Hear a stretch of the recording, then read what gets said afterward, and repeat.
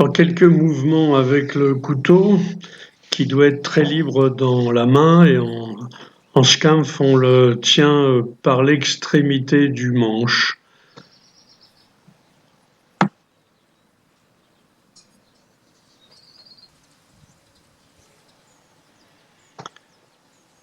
Je m'essaye à quelques impulsions bloquées, mais là, je suis pas totalement au point.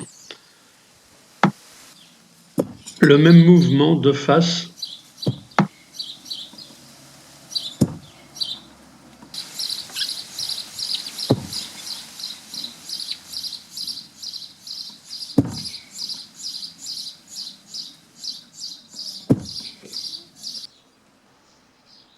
La même chose de dos.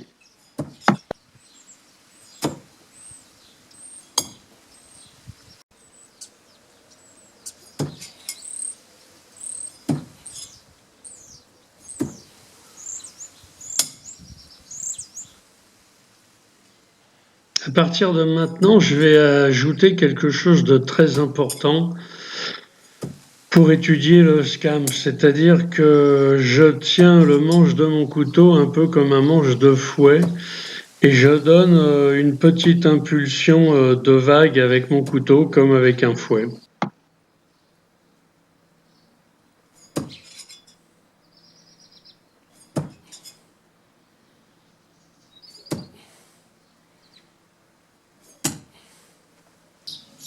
La même chose de face et on voit mieux le mouvement, observez bien le mouvement de ma main et le mouvement du couteau.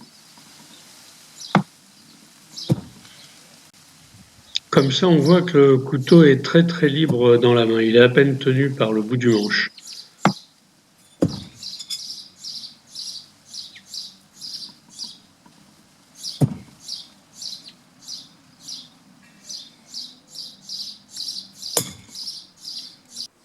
Alors cet exercice m'a fait comprendre et surtout ressentir beaucoup de choses.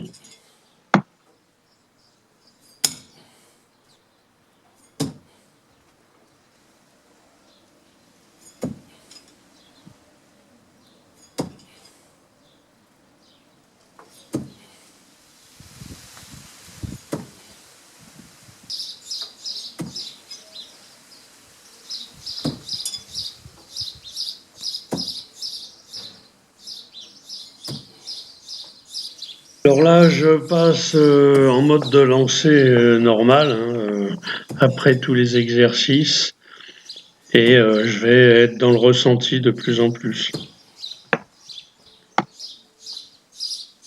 Alors je voudrais dire que je me suis inspiré de toutes les vidéos anciennes et récentes de Yuri Fedin, de sa fille Olga, d'un des élèves de Yuri Fedin, Atom Alexei, et de mon coach Stanislas Apollonov.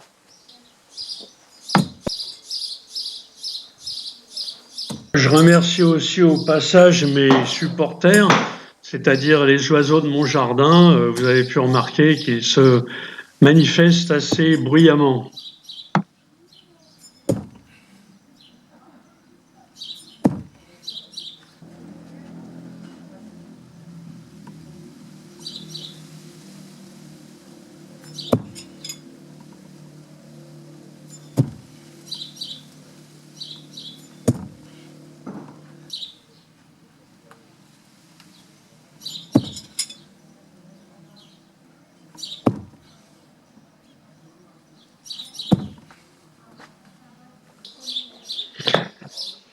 Alors j'ai commencé cette technique Scamph il y a à peine une semaine.